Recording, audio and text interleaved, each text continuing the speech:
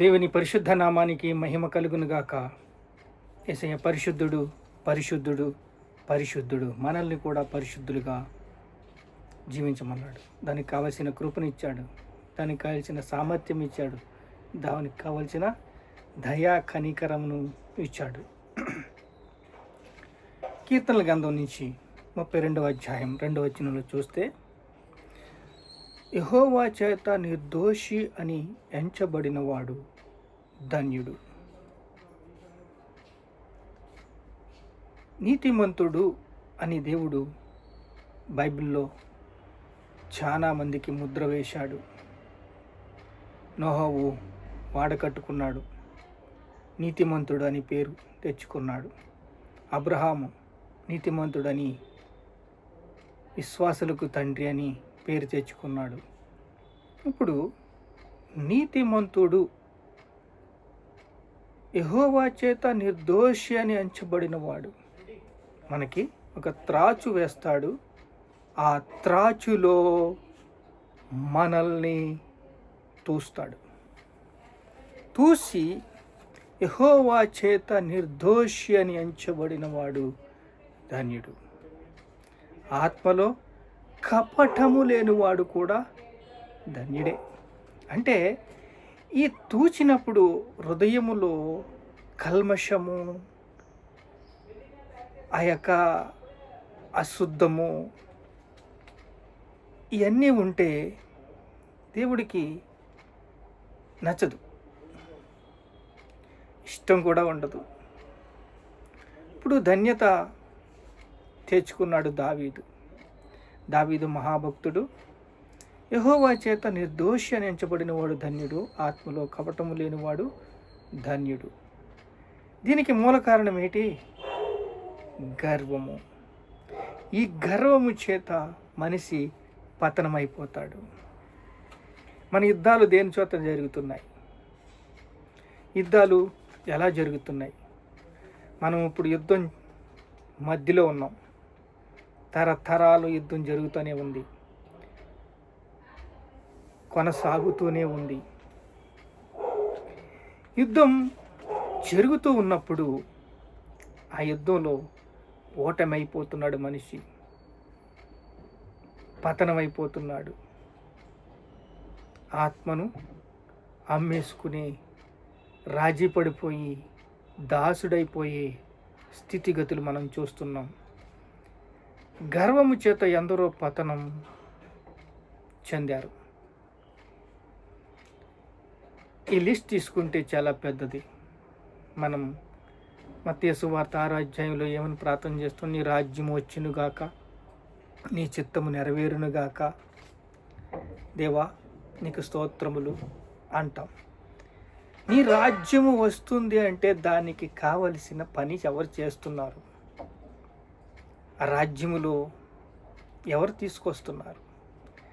నీ చిత్తము నెరవేరుతుంది అని మనం పలుకుతున్నాం కదా, ఎవరు దానికి బద్దులుగా ఉంటున్నారు? మనం యుద్ధంలో ఉన్నాము, యుద్ధం జరుగుతుంది. అది ట్రంప్ చేసే యుద్ధం కాదు, ఇరాన్ చేసే యుద్ధం కాదు, ఆత్మీయ యుద్ధం. ఆత్మలో కపటము లేనివాడు ధన్యుడు.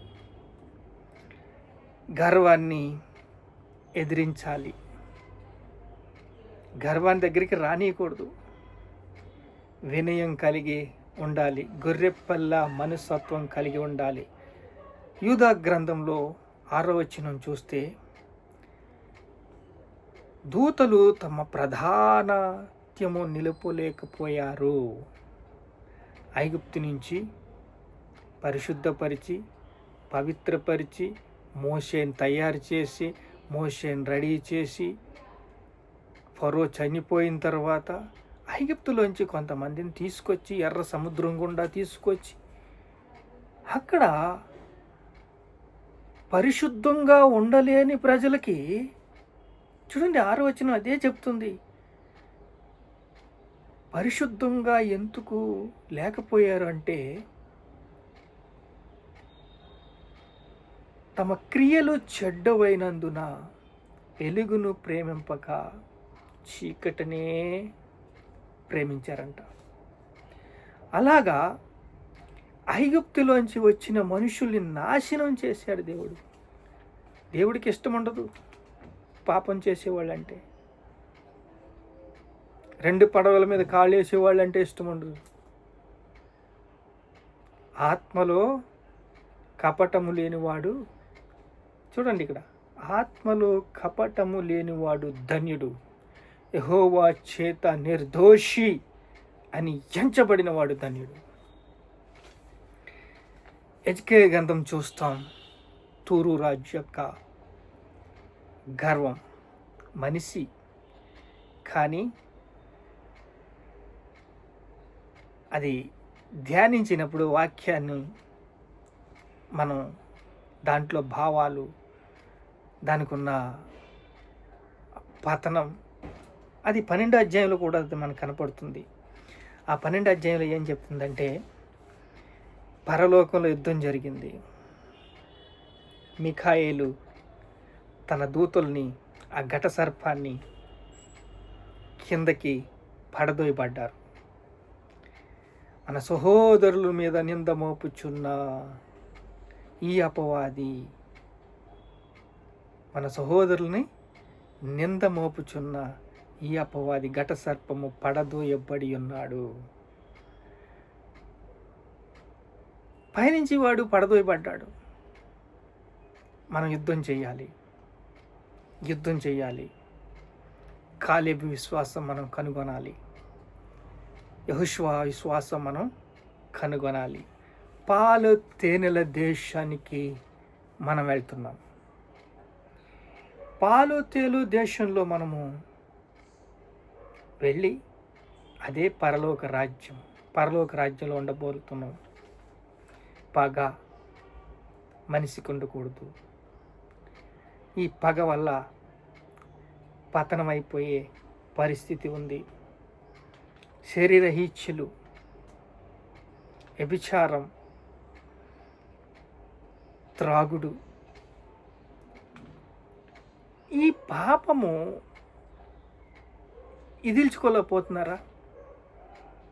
మేము పోరాడుచున్నది ఆకాశ దురాత్మ సమూహములతోనూ, లోకనాథునితోనూ, ప్రధానులతోనూ, అధికారులతోనని పౌలు చెప్పాడు.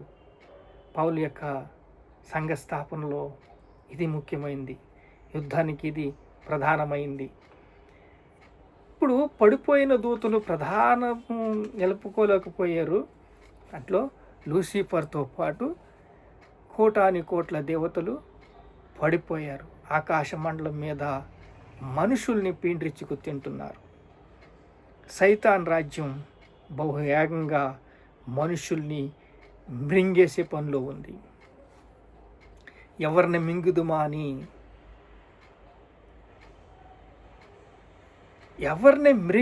అని తిరుగుతున్నాడు. ఎవరు దొరుకుతారు, ఎవరిని మింగాలి అని పనిలో ఉన్నాడు. సైతాను దూతలు, పిశాచులు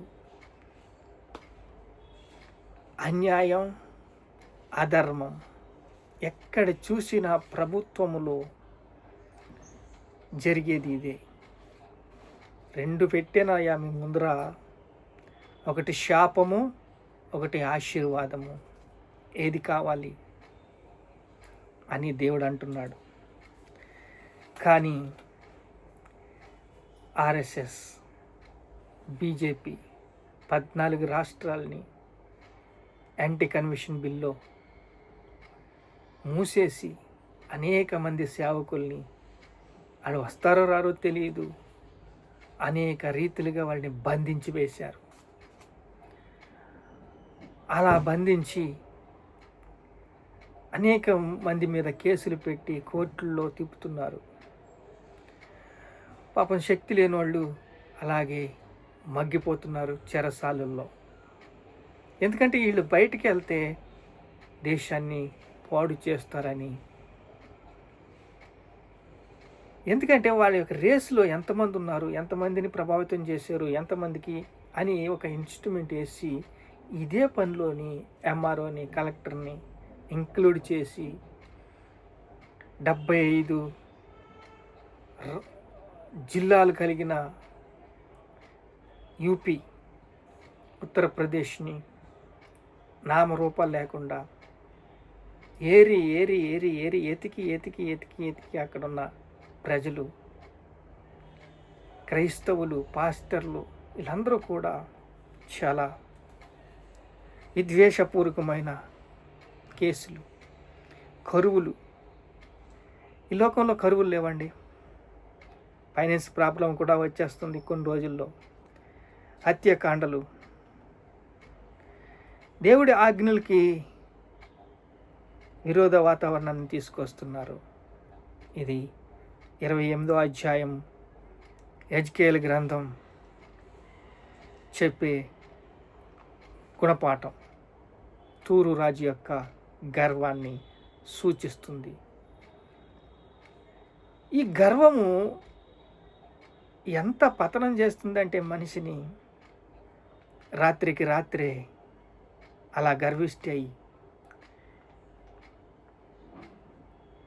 బెల్షజ్జారు పాత్రలతో ఆ యొక్క అశుద్ధమైన మద్యపానాల్ని సేవిస్తుండగా దేవుడి హస్తం ఒక చెయ్యొచ్చి గోడ మీద మేనీ మేనీ టీకేల్ అని రాస్తే దాని భావం దానియేలు చెప్పాడు. రాత్రికి రాత్రే ప్రభుత్వం మారిపోయింది. మనమందరూ దాన్ని విశ్వసిస్తున్నాం, దాన్ని కొనసాగిస్తాం. అదే జరుగుతుంది. మనకి విడుదల వస్తుంది. ఈ గర్వం చేత ఎందరో పతనం చెందారు. ఈ గర్వంలో లూసిఫర్ ప్రధాన పాత్ర. యుద్ధం చేశారు, మిఖాయేలుతోని నిలవలేకపోయారు. భూమి మీద వచ్చి పడ్డారు. భూమి మీద తూకం వేస్తున్నాడు దేవుడు. శాపం ఆశీర్వాదం మీ ముందు ఉంచాను, ఏది కావాలి మీకు, ఏది మీరు తీసుకుంటారు? రాజ్యము, శక్తియు, బలము, రక్షణ ఇప్పుడు క్రీస్తు ఆయనని చెప్పిన దేవాది దేవుడు, పరమదేవుడు, పరిశుద్ధుడు. ఇదిగో మనకి పాలు తేనెల దేశంతో సమృద్ధి దేశం, పరలోక రాజ్యానికి మనల్ని అప్పగిస్తున్నాడు. ప్రార్థన చేసుకుందాం. మహాపరిశుద్ధుడైన తండ్రి, అమెరికా లాంటి యుద్ధాలు మేము చేయటం లేదు, అది భౌతికమైనది. మా ఆయుధాలు శరీర సంబంధమైనవి కావు. మేము యుద్ధం చేస్తున్నామయ్యా, తరతరాలు యుద్ధం చేస్తున్నామయ్యా, వంశాలు వంశాలు యుద్ధాలు చేస్తున్నాయ్యా. గర్వాన్ని ఎదిరించాలి. అవును తండ్రి, తొడేలు స్వభావము నాయనా, గొర్రెపిల్ల మనసు కలిగి ఉండాలి, వినయము విధేయత కలిగి ఉండాలి. మాకు నేర్పించావయ్యా. ప్రతి వాక్యానుసారంగా జీవించాలని మాకు నేర్పించావు తండ్రి. సైతాన్ రాజ్యాన్ని బహువేగంగా మనుషులు మింగేసి పనిలో ఉన్నారయ్యా. అవును తండ్రి, ఎవరిని మింగుదామని తిరుగుతున్నాడయ్యా. సైతాను అతని దూతలు మనుషుల మధ్య కలహం ముట్టిస్తున్నారు. అవునయ్యా, లోకమంతా భ్రష్టంగా అయిపోయింది తండ్రి. యేసయ్యా, నీకే స్తోత్రాలు, స్తోత్రాలు, స్తోత్రాలు, స్తోత్రాలు. గొర్రెపిల్ల మనసు మాకు ఇయ్యయ్యా తండ్రి. కటిక చీకట్లో, కోపంలో, అగ్నిగుండంలో నాయనా పడదోసి ప్రధానత్వం నిలుపుకోలేక నాయనా తండ్రి ప్రభువా, గర్వం చేత పతనం చెందిన యెహోవా చేత నిర్దోషి అని ఎంచబడిన వాడు ధన్యుడు అంటున్నావు.